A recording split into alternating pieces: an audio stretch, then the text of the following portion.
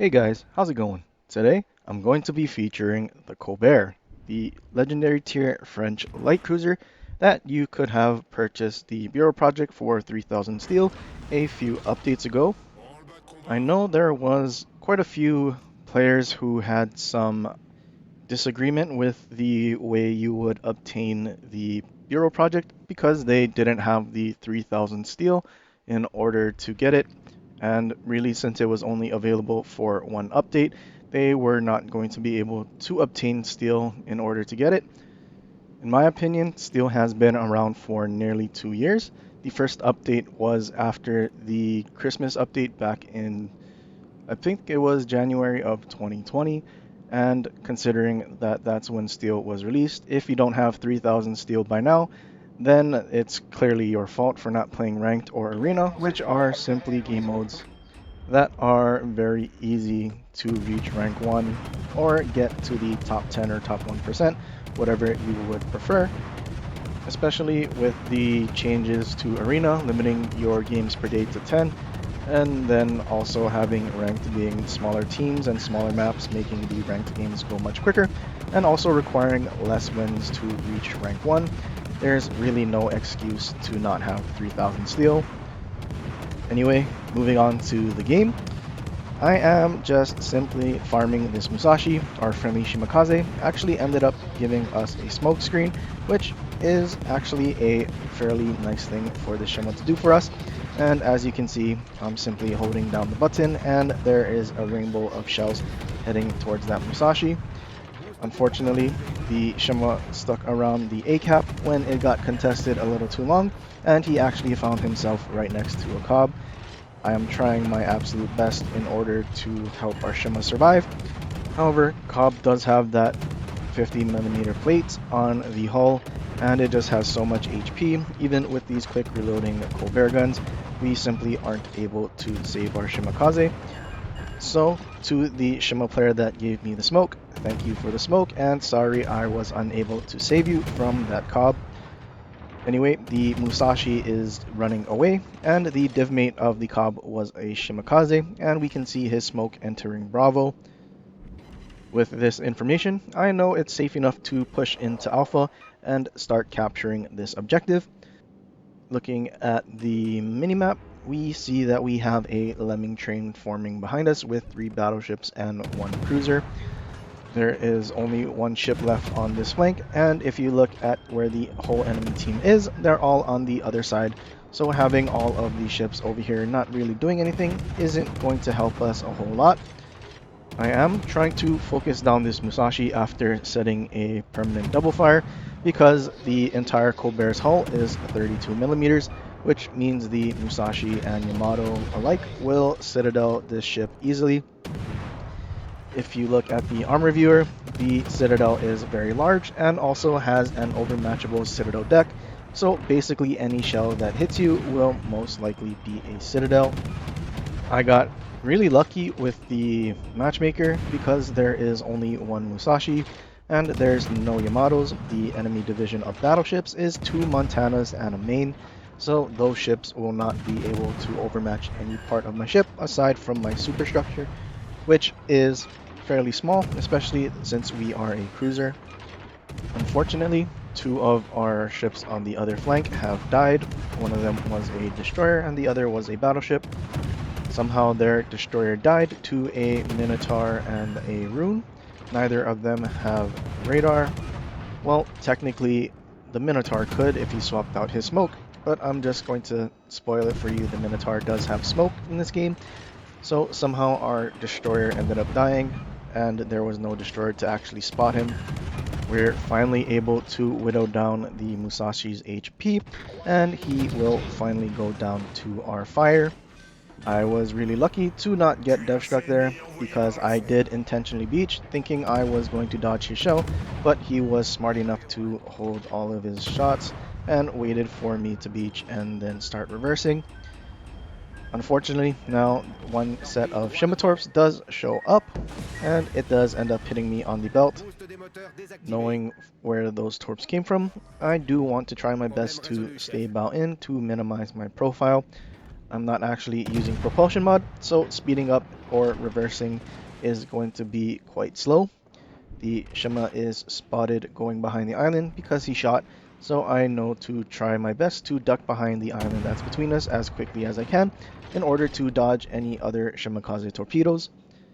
I do also want to push into Bravo in order to contest the cap, and if the Shima sticks around too long, we do have a friendly Buffalo behind us, so he would definitely be able to radar him and we could get rid of him as quickly as possible in order to help our lemming train that is behind us.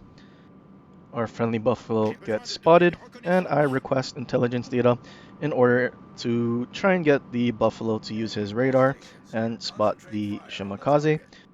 Either the Shima has left the cap and is out of the radar range, or Buffalo does not have his radar or simply did not use it. With the entire enemy team in front of us, including this Shimakaze, the last thing we want to do is push out around this corner and then get absolutely blapped by all of their battleships. Our friendly battleships are still dragging their feet, sailing through Alpha and barely getting to Bravo. And from the look of things, it looks like they're just going to lemming through Bravo as well, so we won't really have any sort of map control. The Shima will stay outside of Bravo and continuously torp into the cap, and the battleships will eventually surround us. The Shima does get spotted for a split second there, but he does go unspotted because he smoked up. Our friendly Buffalo, requesting support, is simply just charging out there in order to try and kill the Shima. However, he's charging out there without radar or sonar, so the Shima is staying unspotted, and the Buffalo is basically going to be spotted and just straight up focused by two Montanas and a main, with our friendly battleships behind me in the cap, all following each other and clearly ramming into each other. I know that I don't want to stay in the cap because this is just going to be a death sentence. So I'm going to leave the cap and go south where I can angle my ship.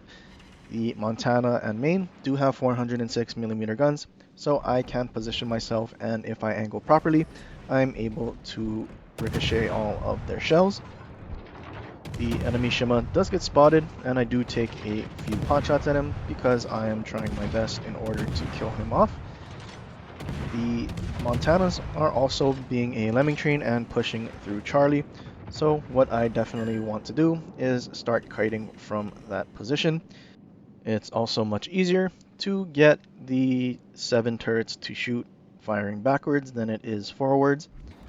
I also don't want to get myself stuck in a situation where I am going to get stuck bow in or need to turn out, considering there are 3 battleships that have 4 turrets each. It's more than likely that if I had to turn out, one of those turrets would be loaded and then they would simply shoot my broadside, and with a large citadel I would simply get dev struck. The Rune is pushing up broadside, and I do switch to AP because the AP DPM is actually insane. The build I am using I will go over after this game, but I have built a lot into AP, and doing the math, the AP DPM is pretty much near 1 million. I think it's somewhere around 960,000 or something like that. Unfortunately, the Rune did end up angling to us, so we couldn't make a full use of our AP.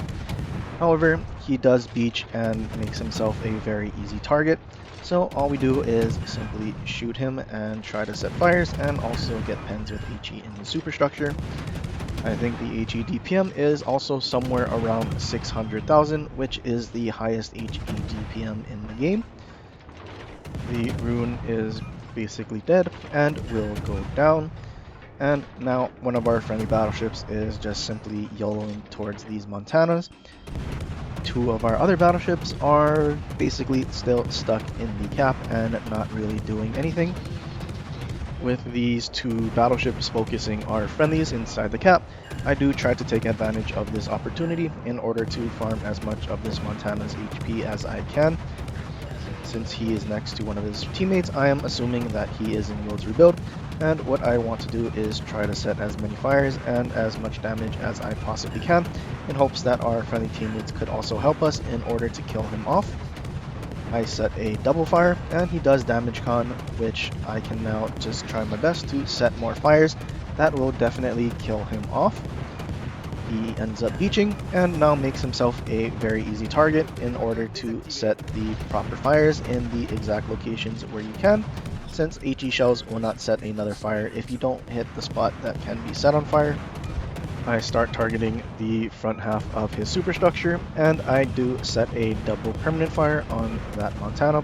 So now I switch targets and start focusing the Montana in the back in order to try and get his HP as low as possible as well.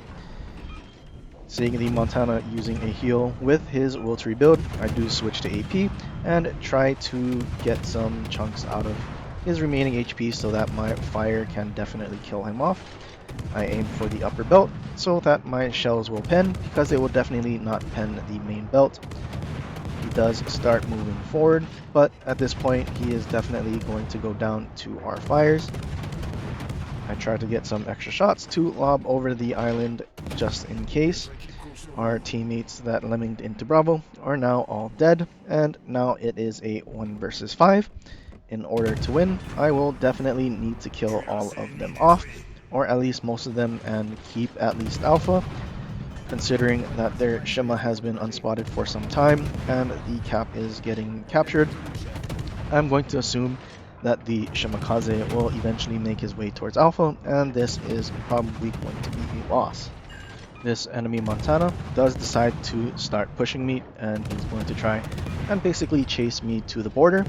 I do slow down, and I am basically going to stay as slow as I can, because the last thing I want to do is hit the border and be stuck on it, where they can simply close the distance and then put more accurate shots into my superstructure.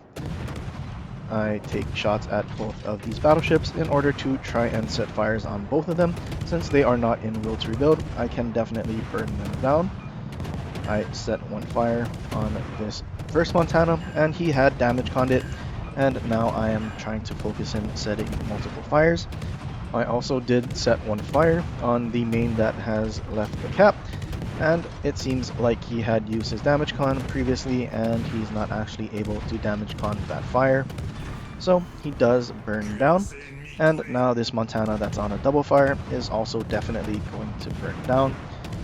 The Colbert's 32mm hull has helped greatly in letting me survive all of the salvos. They have been getting a few hits here and there that deal damage, but for the most part none of them actually did much. As I say that, I do get penned with 2 shells, which is unfortunate. I am spotted after firing, so I know that enemy Minotaur is chasing me at this moment. I don't know where he is because he's not actually shooting at me. We are up on points, and our only hope right now is if I'm able to kill off this enemy Minotaur. However, I want to position myself in a way that I can keep kiting away from the Minotaur. I'm thinking he is somewhere off of my bow, and I want to try and kite towards Alpha, just so that I have more than enough room to maneuver and try to dodge as many of the Minotaur shells as I can. I start turning out, and the Minotaur is spotting me. He is actually not where I'm thinking, because I'm thinking he's where I'm looking, and it turns out I was sailing broadside to this Minotaur, so I turn out as quickly as I can. Fortunately, his shells land short, but also this enemy Shima did not actually go for the A cap and actually has come to help this Minotaur in gunning me down. I see the Minotaur smoking up, so I know I need to kill this Shimakaze as quickly as I can, because if he goes unspotted, I will stay spotted for the Minotaur to simply farm. I give a little too much broadside there, and the improved pen angles for the Minotaur's AP do end up chunking me for 6,000, and now all I have left is 3,000 HP. Unfortunately, I hit the border, but I do kill off the Shimakaze and secure a Kraken. At this point, with less than 1 minute remaining, I am not proud of what I'm doing, but I'm simply going to ride the border in order to angle to the Minotaur. The Minotaur is staying in his smoke for quite some time, and nothing is spawning me. He has to leave his smoke, since we are up on points, and they will definitely lose if he does not come out. I get spotted, so I know he is out of his smoke and will start shooting me soon. As soon as I see shells coming, I start turning and trying to dodge on the border. I don't actually have propulsion mod, so my sliding on the border will not be as severe as if you did have propulsion mod. I only have 3000 HP. He gets a couple of pens, 1500, and the time barely runs out, and I get a dreadnought in a cruiser and a solo warrior.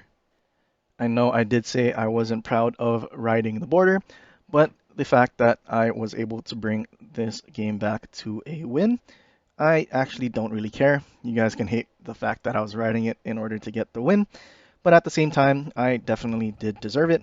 4800 base XP, more than doubling the next person, and it's almost at that 5k XP mark, which maybe if I was able to kill off the Cobb, the Rune, and maybe even this mineral that was left, then that would have been 5k XP, but that's only an if.